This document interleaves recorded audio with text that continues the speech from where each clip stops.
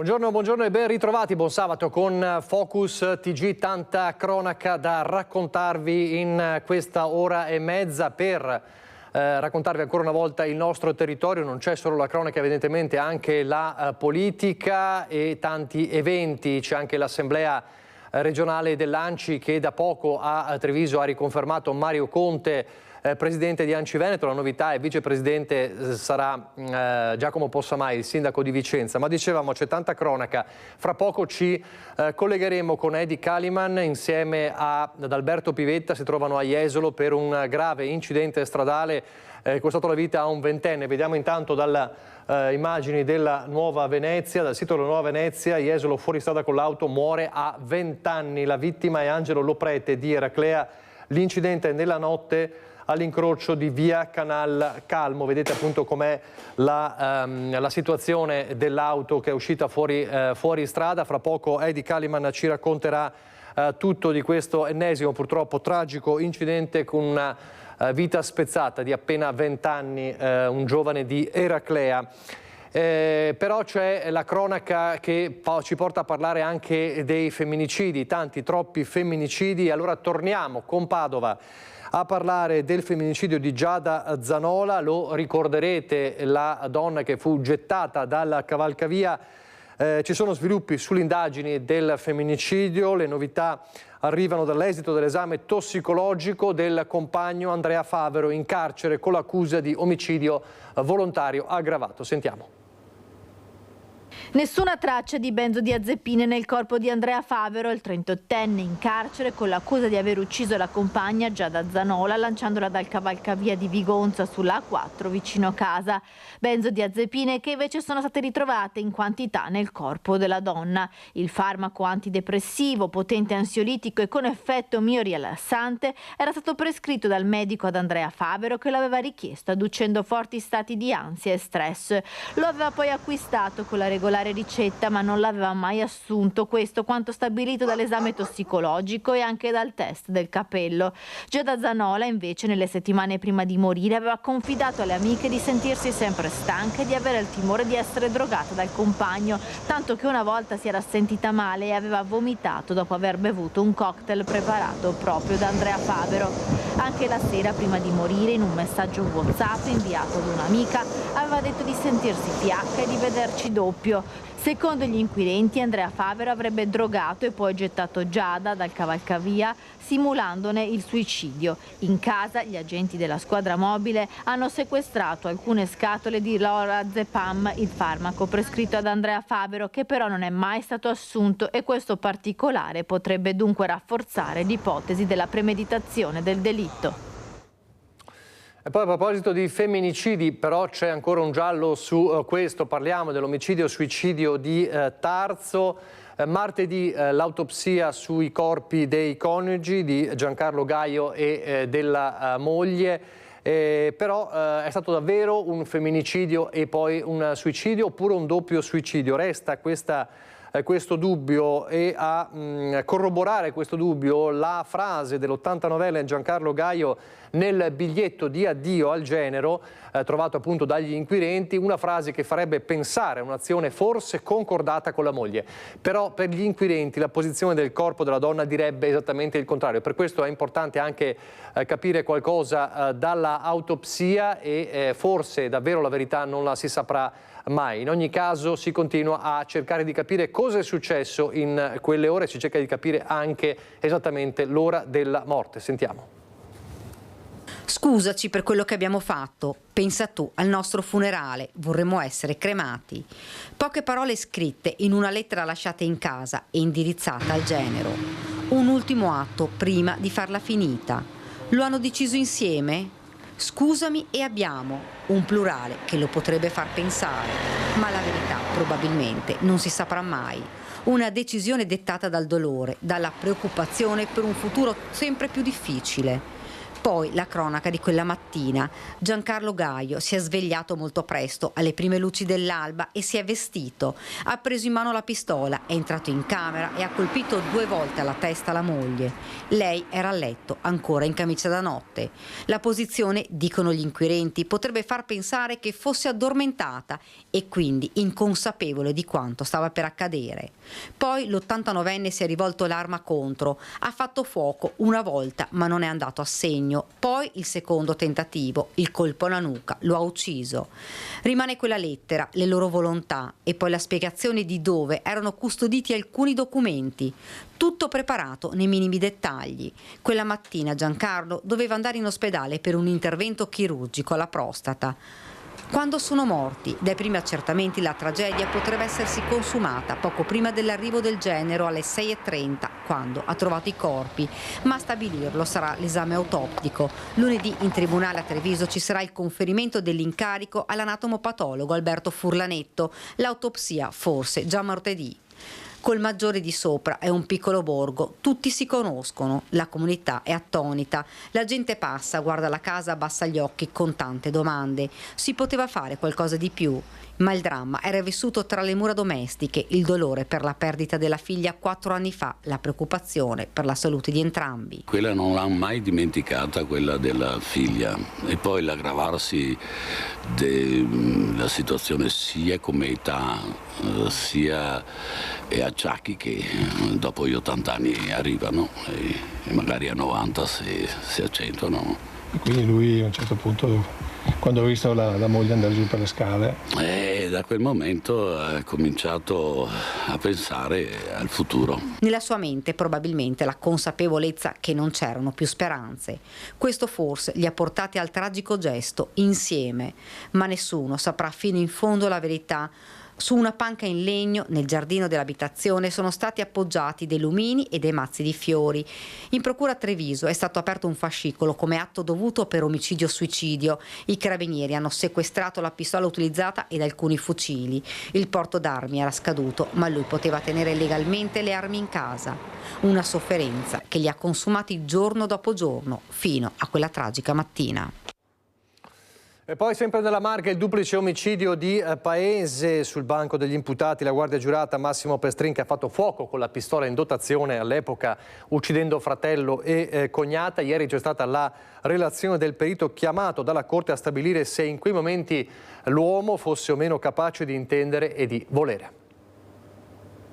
Massimo Pestrin era consapevole di uccidere il fratello e la cognata e ha finto di non ricordare nulla dell'omicidio. A stabilirlo la consulente della Corte giudicante nel corso dell'udienza che si è tenuta in tribunale a Treviso. Ho sentito il perito incaricato dalla Corte d'Assise, la quale ha concluso circa una piena capacità di intendere e di volere del Pestrin al momento del fatto, pur individuando unitamente a quello che aveva già rilevato il consulente del PM, cioè un disturbo paranoide di personalità, anche un disturbo intellettivo lieve. Un duplice delitto che si è consumato a Paese, nella casa dei coniugi Pestrin di via Monsignor Breda, il 3 maggio del 2023, quando Massimo, 51 anni, guardia giurata con contratto in scadenza, un importante incidente stradale alle spalle, ma soprattutto un matrimonio in crisi, ha fatto fuoco con una pistola regolarmente detenuta contro il fratello Lino Pestrin e la cognata Rosanna Trento, che l'avevano temporaneamente accolto nella loro abitazione. Poi aveva chiamato le forze dell'ordine denunciando le uccisioni e attendendo nell'arrivo, e davanti ai carabinieri aveva motivato il fatto con la convinzione che la famiglia complottasse contro di lui, convinzione ripetuta anche davanti al consulente del tribunale. Quello che lui ha più volte dichiarato sicuramente rimane agli atti ed è certamente un elemento che avrà una sua rilevanza all'interno del processo penale. Una situazione economica e personale difficile quella di Massimo Pestrin, che avrebbe fatto scattare la molla del duplice omicidio. La questione relativa alla convivenza con il fratello e la cognata non era probabilmente elemento di grande disturbo, ma certamente la situazione familiare con l'ex moglie, piuttosto che le problematiche lavorative, gli incidenti che aveva avuto prima, è all'interno del suo contesto di personalità un elemento di forte rigidità ideativa, così ha concluso il perito, che a mio giudizio è rilevante ai fini della determinazione determinazione e della capacità volitiva del Pestrin. Un processo dove Pestrin rischia 20 anni di carcere che proseguirà nel rito abbreviato. Al 13 novembre già con le discussioni finali. Ancora la cronaca nera, ancora un omicidio, ma ci spostiamo per un attimo in Friuli Venezia Giulia, condanna all'ergastolo per l'omicidio di Luca Tisi, il 29enne Bruno Macchi finisce all'ergastolo, la sentenza ieri alla Corte d'Assise di Udine, in aula c'era anche l'imputato.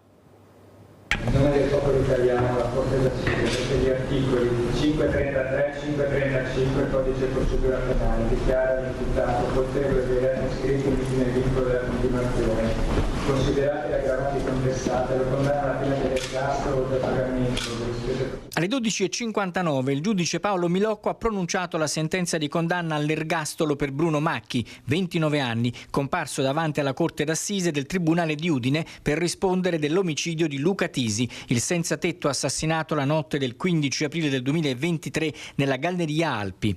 Accolta la richiesta del pubblico ministero Lucia Terzariol, i giudici non hanno riconosciuto le attenuanti generiche invocate dagli avvocati difensori Cristian Buttazzoni e Massimiliano Basevi e la tesi della legittima difesa per rispondere ad un'aggressione della vittima. Riconosciute invece le aggravanti dei futili motivi, minorata difesa e crudeltà per le 85 coltellate inferte da Macchi.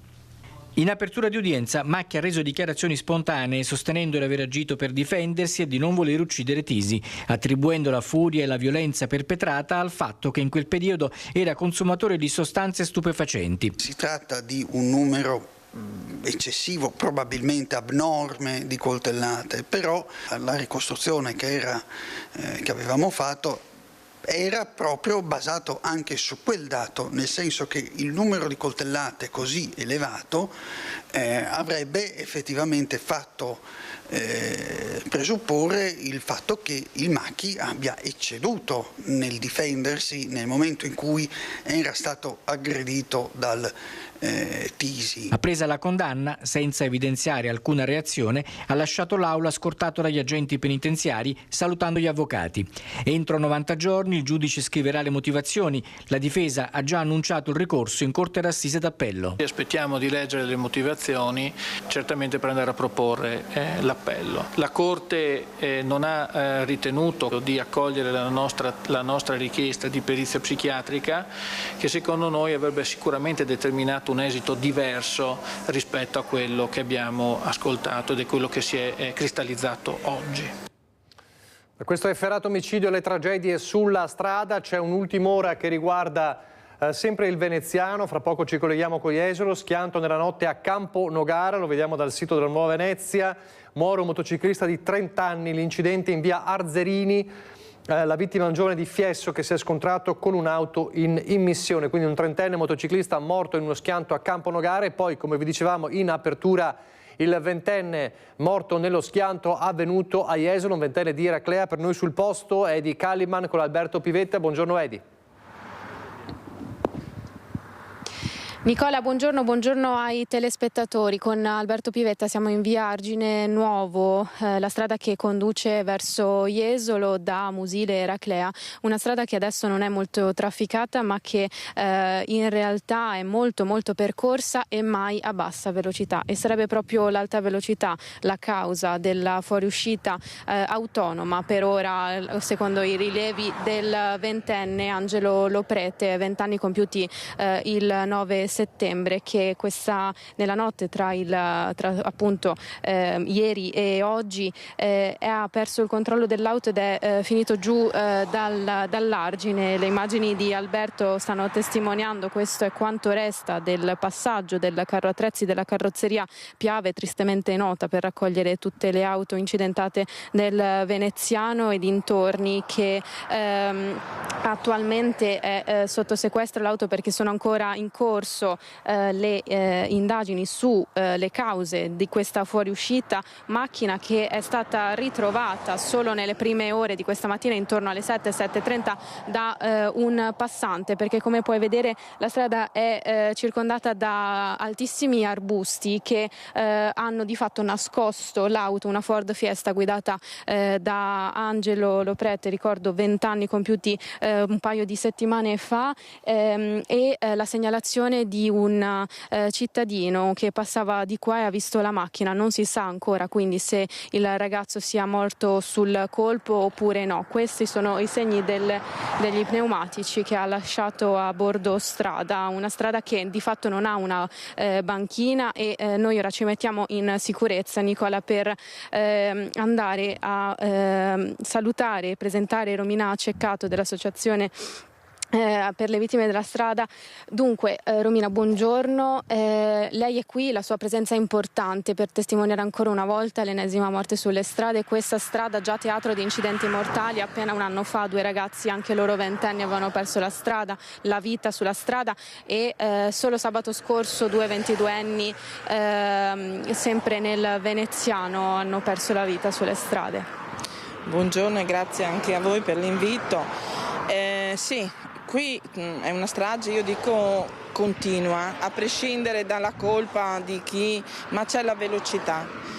Stavo ragionando prima, mentre pensavo al funerale che ho partecipato l'altra settimana e quello che ho visto anche oggi. Tanti giovani, molti giovani, erano lì che piangevano. Allora io vi invito, ragazzi, ma vi invito veramente con il cuore come mamma. Pensateci, parlatene tra di voi. Non sto dando la colpa che sia solo dei giovani, perché non è vero, è anche tra gli adulti. Parliamone, perché le strade sono pericolose, le strade stanno diventando sangue. Poi io ringrazio, come ho detto anche prima, al direttore di Antenna 3, Cristian.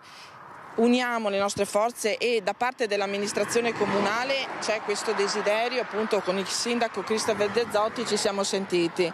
Poi mettiamo tutto in sicurezza, perché anche le strade le dobbiamo cercare, perché è anche brutto, cioè vedere, e sono venuta a conoscenza che questo povero ragazzo è stato trovato da un passante, perché se abbiamo visto ci sono tanti cespugli, tanta erba che non riusciamo.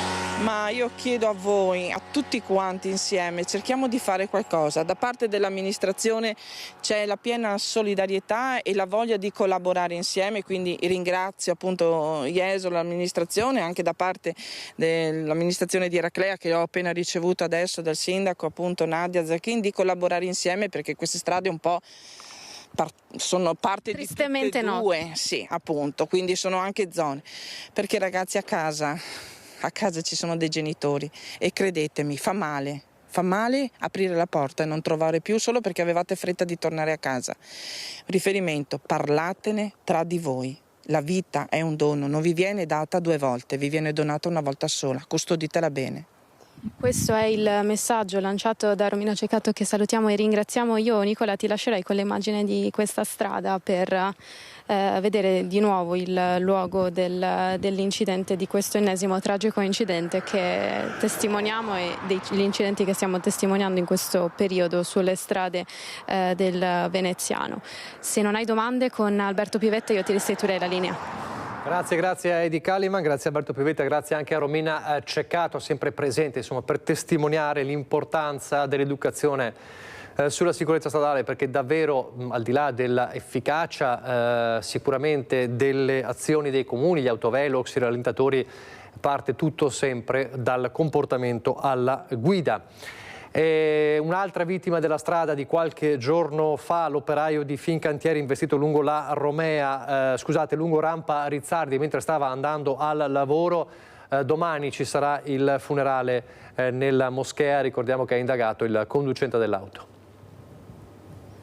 Saranno celebrati domenica alle 13:50 nella moschea di Via Torino a Mestre i funerali di Kabir Omayon, il 46enne di origine bengalese residente a Mestre, che lo scorso 20 settembre ha perso la vita in un incidente stradale lungo rampa Rizzardi. Erano le 6:30 quando Kabir si stava recando al lavoro in sella alla sua bicicletta, visto che quel giorno c'era lo sciopero del trasporto pubblico. Mentre procedeva verso Fincantieri, da Corso del Popolo, è stato investito da un'auto e sbalzato per vari metri sull'asfalto.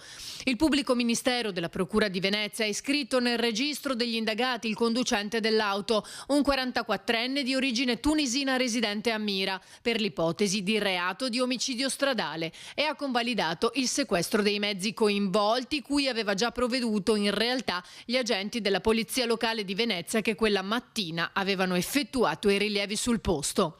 Il sostituto procuratore non ha ritenuto necessario disporre l'autopsia, essendo evidente che la morte del 46enne è stata provocata da gravissimi politraumi in conseguenza al violento impatto e quindi ha rilasciato il nulla osta alla sepoltura, consentendo ai familiari di fissare la data dei funerali.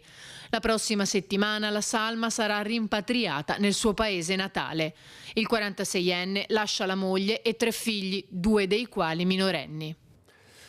A proposito di incidenti stradali, fra poco ci collegheremo con Vanessa Banzato da Romano del Zerino, dove c'è stato questa mattina un grave incidente stradale con 2 auto che si sono schiantate e nel loro schianto hanno invaso anche la pista ciclabile, sfiorando una signora in bicicletta, quindi una tragedia sfiorata. Ci arriveremo fra poco. Intanto c'è Padova che piange in questi giorni la morte di 2 studenti giovanissimi, lo abbiamo raccontato in questi giorni, morti in 2 incidenti distinti mentre stavano andando a scuola. Una ragazzina travolta, un ragazzo invece morto in moto. C'è l'appello del consigliere regionale Lorenzoni: servono in queste strade delle zone a 30 km all'ora. Gigli bianchi nel punto in cui Sofia Gambato è stata investita proprio davanti alla scuola sabato mattina. Nel ricordo della 17enne di Campodarsego, morta dopo 5 giorni di ricovero, i compagni di classe del liceo Selvatico hanno affisso un disegno colorato con scritto "Ciao Sofia" e hanno allistato a lutto il portone d'ingresso dell'Istituto Superiore di via Belzoni. Nella via del quartiere Portello, sempre molto trafficata, si sono moltiplicati in queste ore i cartelli con scritto "Rallentare, ci sono studenti", voluti dai genitori di Sofia e attaccati dal personale della scuola. In pochi giorni a Padova 2 giovani vite sono state spezzate in incidenti stradali, 2 studenti che stavano andando a scuola. Sofia, appunto, investita da un'auto mentre attraversava via Belzoni, e Alessandro De Marchi, 18enne di Mestrino, che lunedì mattina stava andando a scuola in moto ed è morto in via Cave. La morte di questi 2 giovani studenti riapre il dibattito sulla sicurezza stradale in città, con la richiesta dell'introduzione delle cosiddette zone 30. Io credo sia importantissimo agire sul piano degli investimenti nell'ambito urbano per creare quelle che sono note come zone 30, aree dove le automobili possono circolare, ma possono circolare in modo controllato, ed è dato più spazio a coloro che circolano in bicicletta e a piedi. Il sindaco Giordani si sta muovendo in questa direzione e gli sono grato, ma io credo sia importantissimo incrementare questi investimenti, perché la sicurezza delle strade deve essere incrementata e sappiamo come farlo. Purtroppo il ministro Salvini va nella direzione opposta e questo secondo me è grave. Spero che anche lui ci ripensi, perché la vita di ciascuno di noi è importante. Nei prossimi giorni dovrebbe essere effettuata l'autopsia sul corpo di Alessandro De Marchi, mentre proseguono le indagini per chiarire la dinamica dello schianto. Settimana prossima potrebbero essere previsti i funerali: a Mestrino quello di Alessandro, a Campodarsego quello di Sofia. E a proposito di limitare la velocità in alcune strade per salvaguardare i pedoni, ad esempio davanti a scuole e parchi, a Vicenza piace questa iniziativa, l'intenzione nella zona del quartiere Ferrovieri. Delle volte attraverso anche col cane, proprio bisogna che mi blocca, però neanche sui strisce non si fermano, proprio neanche sui strisce. Quindi bene abbassarlo in quali zone? In quei residenziali, le scuole, tutte quelle cose lì. Perché entrano con una velocità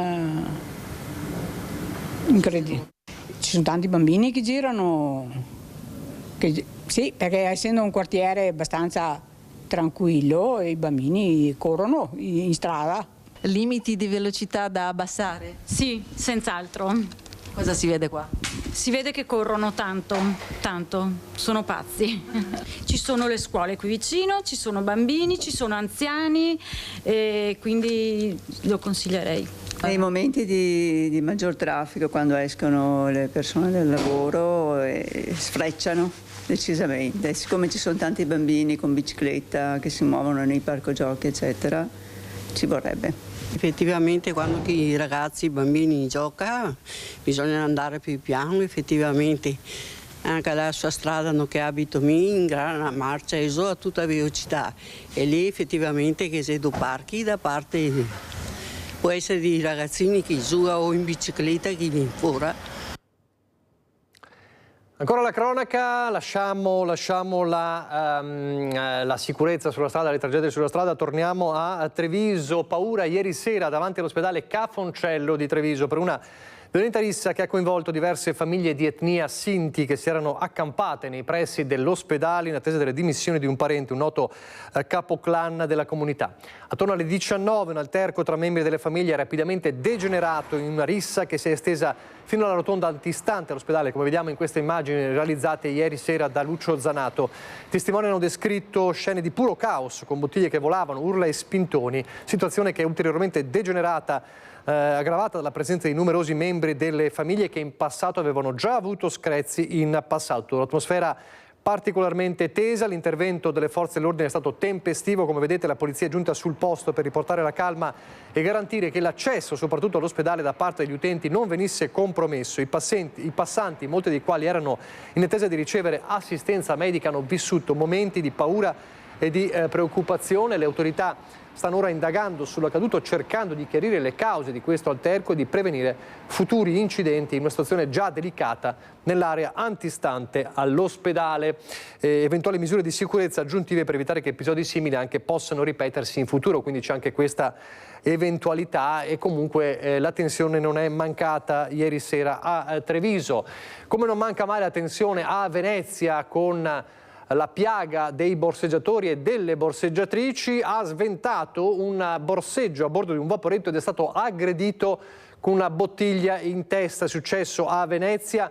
Non potevo voltarmi dall'altra parte, ma non se ne può più. È il racconto di Filippo Lazzarini, dipendente di ACTV, che ha rilasciato appunto questa intervista a Ilaria Marchiori.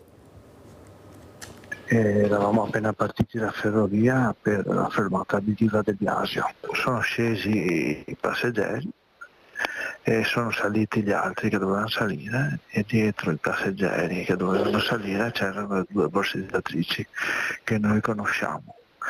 Bene, neanche il tempo di dire, di guardare, insomma, queste due borseggiatrici avevano già le mani dentro la borsa di una signora. Siamo partiti un po' alla volta dal pontile, io mi sono girato e ho sentito un enorme botta in testa, praticamente loro erano nascosti dentro il pontile.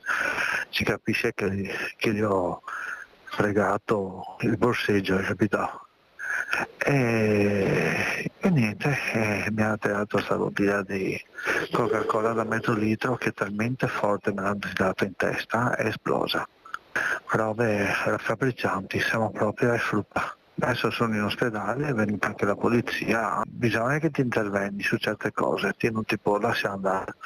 Se ti vedi persone che ruba sui vaporetti, e specialmente sul nostro turno, non ti può chiudere l'occhio e girarti dall'altra parte.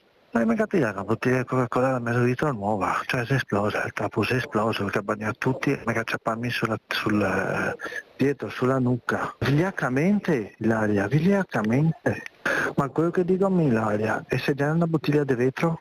E se c'era una cosa di ferro, già lo stesso? Io ho preso paura perché mi è venuto subito come da vomitare. Sai, quando ti viene da vomitare è come se quando ti rompi qualcosa. Quindi lei è riuscito a sventare lo scippo, è stato aggredito sì. E loro sono riusciti a scappare per il momento? Certo, ma praticamente lo scippo lo stavano eseguendo nel mentre che entravano dal pontile al vaporetto. Loro sono scesi di nuovo sul pontile, nel momento in cui mi sono girato ho sentito una forte botta in testa e quella era la bottiglia da mezzo litro che mi hanno tirato. E il non girarsi dall'altra parte, come ha detto questo dipendente CTV intervistato al telefono da Ilaria Marchiori ieri sera, è stato anche il pensiero che ha avuto, lo sappiamo, Giacomo Gobbato quella sera in Corso del Popolo a Mestre per difendere la donna dal rapinatore e purtroppo sappiamo come è andata a finire quella coltellata, un'unica coltellata che gli è stata fatale. Oggi alle 17 la manifestazione, si prevedono tantissime persone per il corteo al grido di riprendiamoci la città e che partirà dalla stazione ferroviaria di Mestre, ve lo racconteremo questa sera nei nostri telegiornali. Intanto lunedì ci sarà un doppio lutto cittadino a Jesolo e a Venezia per i funerali di Giacomo Gobbato. Lunedì 30 settembre sarà il lutto cittadino sia a Jesolo che a Venezia per l'ultimo saluto a Giacomo Gobbato, 26 anni di Jesolo, i cui funerali si terranno alle 15 nella chiesa di San Liberale Mauro di Piazza Milano, al Lido di Jesolo. Il lutto cittadino per manifestare il dolore delle due comunità per la gravissima perdita risalente alla tragica notte di venerdì 20 settembre, quando a Mestre Giacomo viene accoltellato a morte mentre sventa una rapina ai danni di una cinquantenne di origini colombiane. Per questo motivo abbiamo voluto stabilire per lunedì il lutto cittadino, quindi un richiamo anche alla città, alla comunità iesolana a stringersi in maniera decorosa vicino alla famiglia e nel ricordo di Giacomo. Ieri sera il Consiglio Comunale ha tributato un minuto di raccoglimento dimostrando la vicinanza anche del Consiglio. Quello di Giacomo, attivista del Centro Sociale Rivolto, un gesto di generosità estrema. Così Don Nandino Capovilla, parroco di Marghera, già coordinatore nazionale di Pax Christi Italia e noto come il prete degli ultimi. Giacomo lo conosceva bene. E noi ancora una volta diciamo grazie a Giacomo. Io qui proprio lo ricordo quante volte siamo stati insieme, anche qui, anche nella parrocchia della città. Anche Silva, a sua volta attivista di Casa Amadou, conosceva Giacomo, Jack per gli amici, e conosce anche Sebastiano, sopravvissuto all'accoltellamento. L'invito di Silva a prendere parte alla manifestazione di Mestre di sabato 28 settembre. Amici, fratelli, compagni. Condividiamo battaglie, ma soprattutto condividiamo valori che sono assolutamente universali. Domani saremo alle 5 a fianco a loro per dire riprendiamoci la città assieme a molte altre associazioni e con i collettivi di riprendiamoci la città, e vogliamo chiedere alle istituzioni che la morte di Jack non sia stata invana. Vogliamo chiedere che ci sia un investimento importante da parte delle istituzioni sul welfare, su dare servizi, su dare strumenti alle persone che in questo momento non ce l'hanno per poter uscire da marginalità. Una manifestazione, quella delle 17 di oggi, al quale però non parteciperà il sindaco Luigi Brugnaro. Adesso noi andiamo velocemente in pubblicità, poi ancora molta cronaca da tutte le province.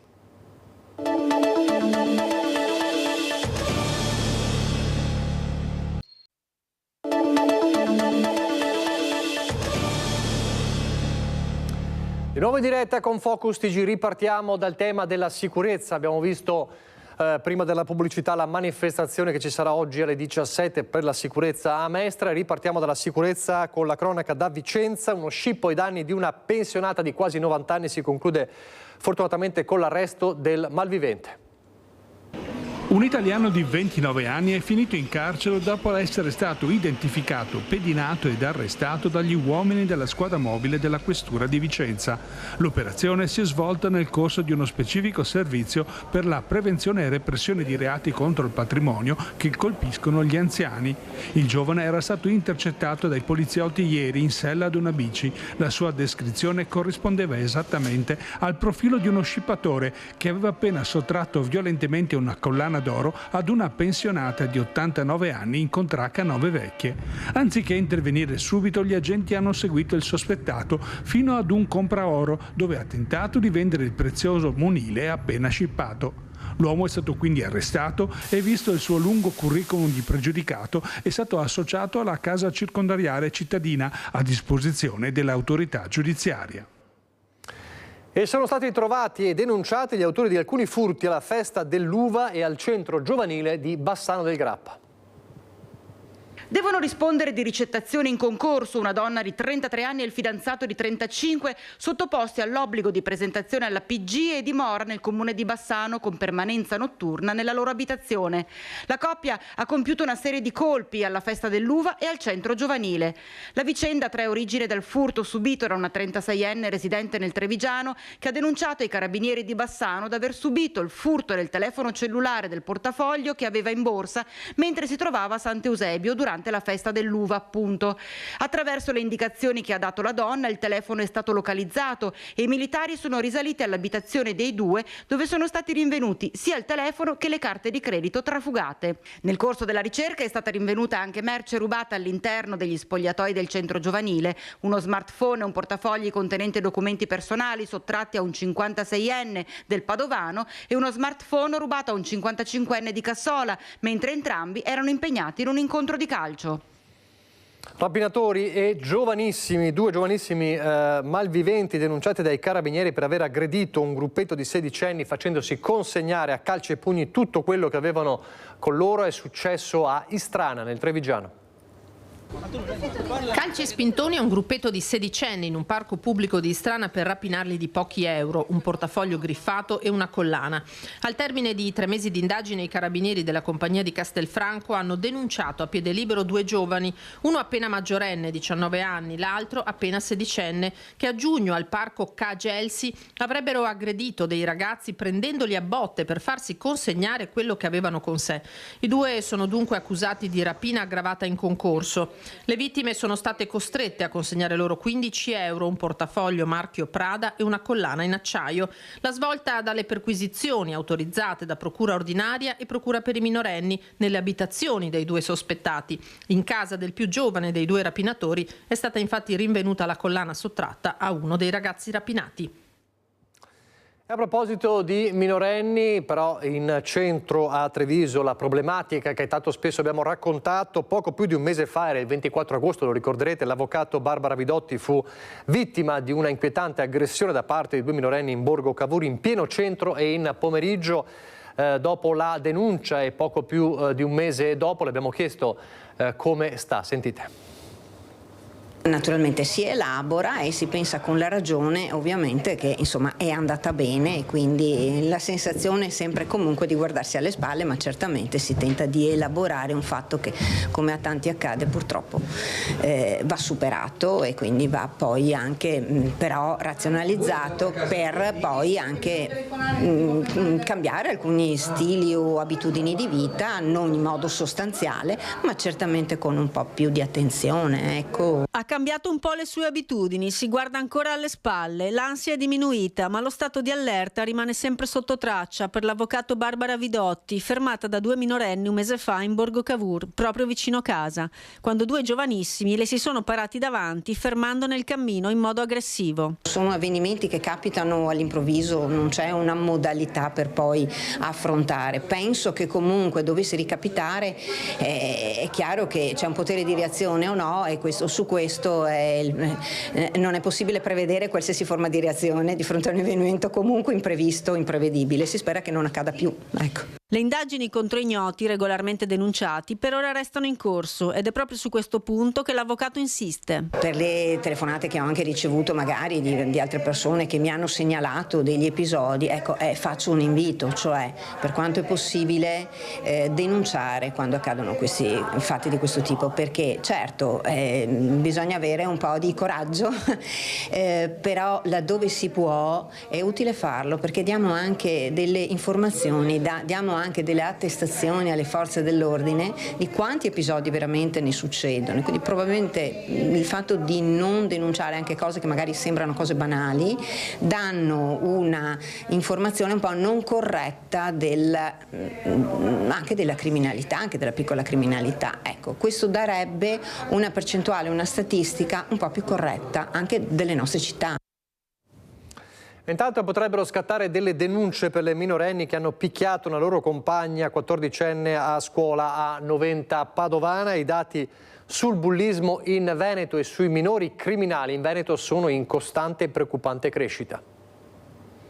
La violenza in classe potrebbe avere ripercussioni penali per il gruppo di bulle minorenni che hanno picchiato una loro compagna di appena 14 anni che aveva riferito al dirigente scolastico il nome di chi le aveva passato una sigaretta elettronica. La 14enne ha trascorso una notte in ospedale a Schiavonia sotto osservazione per le botte al volto. La prognosi è di 21 giorni. La spedizione punitiva avvenuta all'interno dell'istituto professionale di F di Noventa Padovana dunque non si ferma alla sospensione delle bulle. I carabinieri hanno raccolto accolto la denuncia della mamma della minorenne e sono in contatto con il dirigente e i professori intervenuti per fermare l'aggressione. Quanto accaduto però riaccende l'attenzione sui fenomeni criminali con protagonisti minori e il dato che emerge è davvero allarmante. Negli ultimi 12 mesi in Veneto i carabinieri hanno arrestato 96 minori, il 13% in più rispetto al periodo precedente, e ne hanno denunciato 1500, il 6,7% in più. Giovani e giovanissimi sono stati segnalati alla Procura dei minori di Venezia per reati contro il patrimonio, furti, rapine ed estorsioni, per lesioni e per reati connessi agli stupefacenti. Reati per la gran parte riconducibili al fenomeno del bullismo, caratterizzato dalle minacce, dalle violenze e dai ricatti tra coetanee, tra ragazzi e sempre più crescente tra ragazze, e a Padova negli ultimi anni il fenomeno è in crescita, come purtroppo racconta la cronaca, testimoniata spesso da video ripresi dal branco di violenze tra minorenni che umiliano le compagne più fragili. Episodi che avvengono nei luoghi di aggregazione, ma sempre più spesso anche a scuola, come il caso di Noventa Padovana.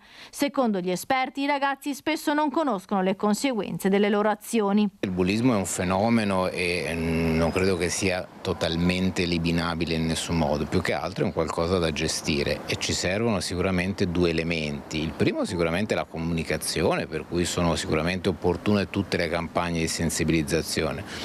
L'altro elemento importante sono le conseguenze, dette in termini concreti, cioè che cosa distingue, diciamo così, l'uso di una parolaccia, che è un comportamento sbagliato, da episodi di questo tipo. Quindi se la scuola li sanziona allo stesso modo, chiaramente il messaggio che viene veicolato è un messaggio, diciamo così, di mettere sullo stesso piano due comportamenti che sono radicalmente diversi. Da parte dei Carabinieri di Padova l'attività di sensibilizzazione è costante. Nell'ultimo anno sono stati 89 gli incontri in 70 scuole diverse insieme a 3.000 ragazzi. Per le vittime di bullismo ci sono numeri verdi di sostegno e denuncia.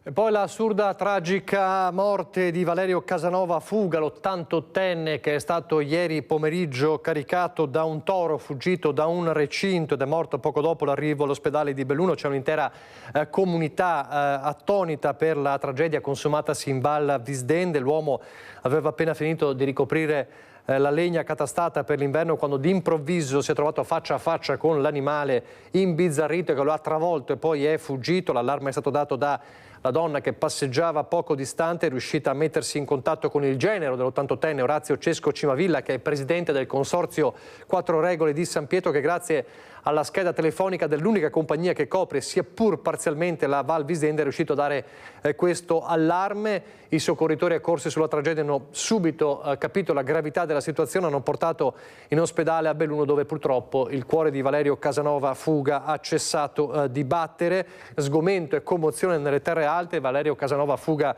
era molto conosciuto, regoliere, un passato lavorativo nel campo degli impianti elettrici. Da pensionato non aveva mai smesso di mettersi a disposizione della comunità che ora sconvolta lo piange. Non so se siamo, chiedo in regia a Italo Morao e Francesco Ceron, che ringrazio, in collegamento con Romano Dezzerino. Allora andiamo a Romano Dezzerino. Dicevamo, abbiamo visto una pagina di incidenti stradali in apertura, lo ricordo, un trentenne di Fiesso d'Artico morto con la sua moto a Campo Nogara, e poi la morte del ventenne di Eraclea a Jesolo, l'auto uscita fuori di strada.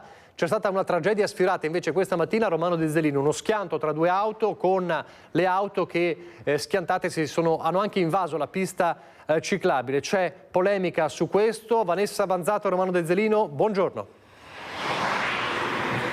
Buongiorno a te Nicola, alle persone che ci stanno seguendo. Sì, hai detto bene, tragedia sfiorata. Proprio questa mattina, poco prima delle 8, ci troviamo lungo la provinciale, lungo via De Gasperi, proprio a Romano Dezzerino. Bene, è successo che due auto, una Fiat 500 guidata da una 54enne di Bassano e una Volkswagen Passat condotta da un 23enne sempre di Bassano, si sono scontrati frontalmente. La cosa paurosa è che la 500 è finita proprio sulla pista ciclabile e e almeno anche quanto ci hanno confermato alcune persone, alcuni residenti, dopo pochissimi minuti sono passati sulla ciclabile i bambini che dovevano andare a scuola, perché la scuola media indirizzo musicale di Romano Dezzelino è aperta anche al sabato, quindi si è sfiorata davvero la tragedia. Con me l'assessore alla sicurezza di Romano Dezzelino, Paolo Rossetto. Assessore, non è una novità vedere questa strada teatro di incidenti stradali proprio, anche con esito così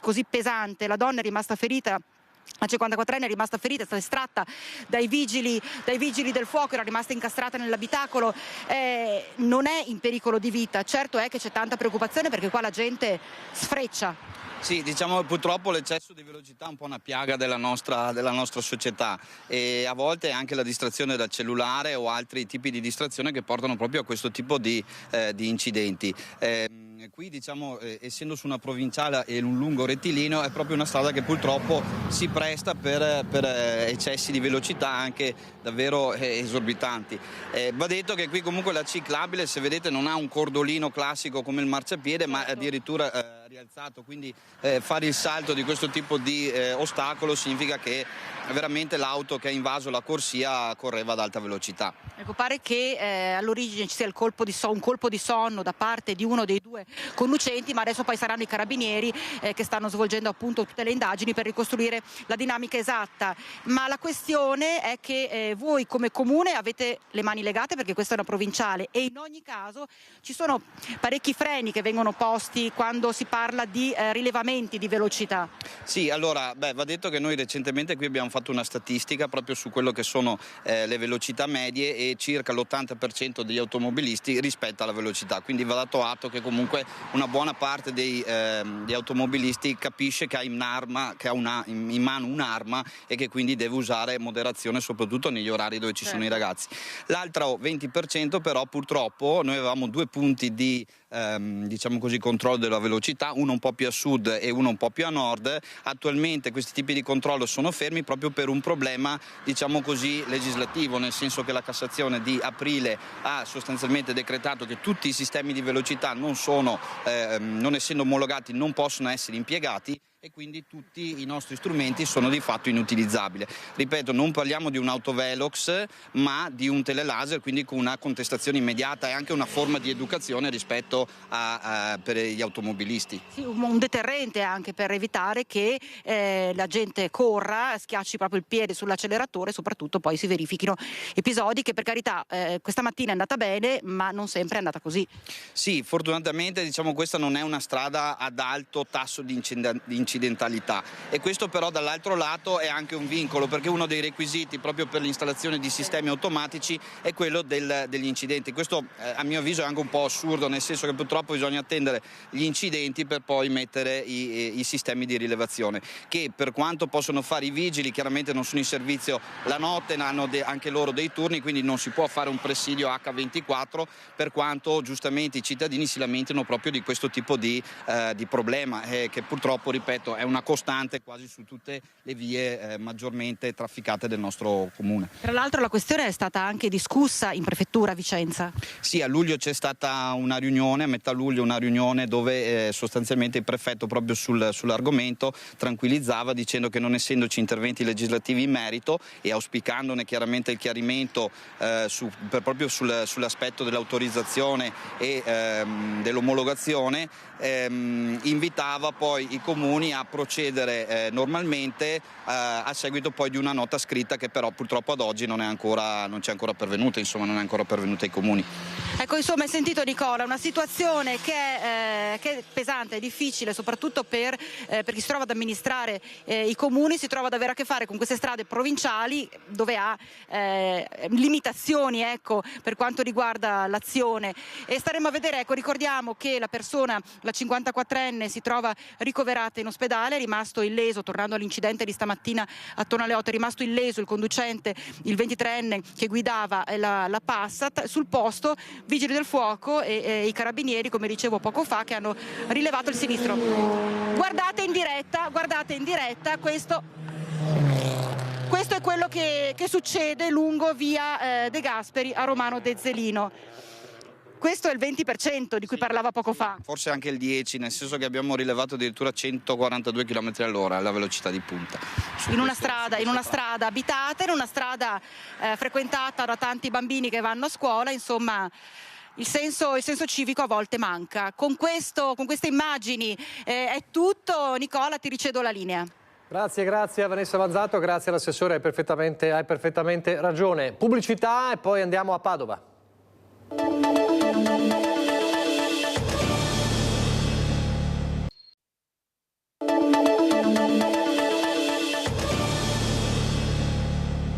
Rieccoci in diretta. All'ultima parte di Focus TG abbiamo raccontato e continuiamo a raccontare e continueremo purtroppo a raccontare di situazioni gravi di maltempo nel nostro territorio in tutte le province. Allora parliamo di rischio alluvioni e di protezione civile in piazza per parlare con i cittadini con Valentina Visentina Padova. Buongiorno Valentina. Sì, buongiorno. Una volta tanto riusciamo a mostrarvi la protezione civile più tranquilla, impegnata questa volta però a sensibilizzare i cittadini proprio per metterli e renderli più consapevoli di che cosa bisogna fare in casi di emergenza maltempo. Lo abbiamo visto purtroppo anche noi raccontandovi con la cronaca in primavera, ma anche più di recente, come le piogge non siano più eccezionali ma sempre molto forti e abbiano comunque un carattere in più impattante nel territorio che si dimostra fragile. Oggi a Padova c'è questo evento che vede protagonista la protezione civile proprio per incontrare i cittadini. Qui con me c'è il vice sindaco di Padova, Andrea Michalizzi.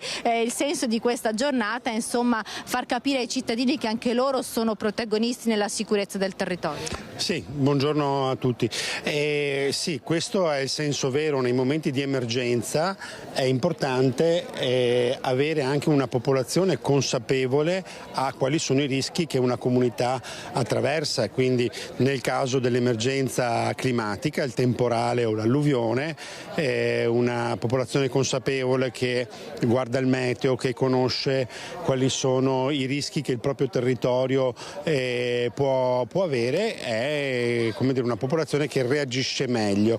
La resilienza è come dire, la parola che noi qui usiamo in questi stand con la protezione civile, ma anche con la Croce Rossa, con l'Ordine degli Ingegneri, dei Geometri e tutti i soggetti che qui con noi insomma oggi stanno svolgendo questa attività di informazione, attività che è molto importante, quindi in tempo di pace è importante continuare ad essere presenti nel territorio e fare attività di informazione di quello che è il nostro piano di protezione civile e quindi quali sono le manovre che una città fa nelle diverse emergenze. E tante persone in questa occasione, questo è importante, ma l'attività non si ferma a questi episodi, ma siamo anche spesso nelle scuole o in altri momenti in cui la protezione civile costruisce questa rete di cultura e consapevolezza del rischio. Protezione civile oggi in piazza insieme anche vediamo agli alpini che sono stati recentemente impegnati anche in sostegno alle popolazioni alluvionate dell'Emilia Romagna. Sì, ci sono anche i gruppi di protezione civile alpini, devo dire sempre presenti e sempre come dire utilissimi anche loro nelle situazioni di emergenza. Io voglio mandare un pensiero, un abbraccio alle popolazioni colpite di recente dall'Emilia Romagna a proposito di rischio idraulico e di fragilità di territorio, dove queste volontarie e questi volontari sono andati proprio a prestare soccorso, quindi dalla nostra città sono partite delle squadre per dare una mano a quanto accaduto. Ecco, quindi anche questo è la protezione civile, anche questo è educazione a rispondere alle chiamate d'emergenza e quindi la solidarietà della nostra comunità che va nei territori colpiti. E questo evento resterà qui in Piazza degli Eremitani fino alle 17 di oggi, quindi insomma per tutti i padovani ma anche chi da fuori vuole venire. Questo è l'evento dedicato appunto alla sensibilizzazione al rischio idrogeologico di un territorio. Da Padova è tutto, linea allo studio. Grazie a Valentina Visentin, grazie anche al vice sindaco Andrea Michalizzi, sempre importante comunicare alle persone anche quali sono gli accorgimenti da utilizzare per prevenire chiaramente i danni. Ci sono gli interventi che devono essere fatti dalle istituzioni per salvare i territori dalle alluvioni, ma ci sono anche importanti le indicazioni di cosa si può fare nella propria casa per evitare danni maggiori di quelli che purtroppo anche registriamo ultimamente. E lo diciamo, insomma, la prossima settimana è prevista tra mercoledì e giovedì una intensa, forte, nuova perturbazione che potrebbe creare nuovi problemi nelle zone già colpite peraltro dall'ultima ondata di maltempo. Adesso in chiusura un importante appuntamento con la programmazione di Rete Veneta, perché parliamo di memoria, Grande Guerra, nonni e tradizioni con lo spettacolo La Befana dell'Oro, prossimamente su Rete Veneta. Per me la Befana era una vecchietta con la gobetta e aveva un cappellino fatto a punta. Sarà proposto domenica 29 settembre alle 21:15 su Rete Veneta La Befana dell'Oro, spettacolo teatrale tratto dall'omonimo romanzo di Roberto Popi Frison. La rappresentazione è stata realizzata con il patrocinio dei comuni di Romano Dezzelino e Borsora il Grappa. È una rappresentazione storica, innanzitutto storico-teatrale, dove vengono raccontati molti episodi accaduti sul Monte Oro del massiccio del Grappa. Cosa ci fa lei, signora, qui? Forza, via! Se deve fiori, che possa almeno salutarli. Ricorre infatti proprio quest'anno l'80° anniversario dell'eccidio del Grappa e della Busa delle Cavre, raccontato nello spettacolo assieme ad altri episodi drammatici della guerra. La rappresentazione mira a ricordare l'importanza di salvaguardare le tradizioni. Ragno, porta guadagno! Sì, no, dai, fa scherzo, oggi fa per oggi, eccetera, eccetera. Ma cosa? Disito! Un fatto abbastanza tremendo come la storia di Antonia Andolfatto, Antonia dei Baretina. E poi la civiltà contadina, l'alpeggio, l'importanza dei nonni e soprattutto delle tradizioni. Il rito agrario del falò che viene personificato nella figura a noi più consona, la Befana. Quel che si impara dai nonni non si desmente mai, quel che si impara dai nonni non si desmente mai, quel che si impara dai nonni non si desmente mai. E allora domani 21:15 su Rete Veneta La Befana dell'Oro. Grazie per averci seguito, arrivederci.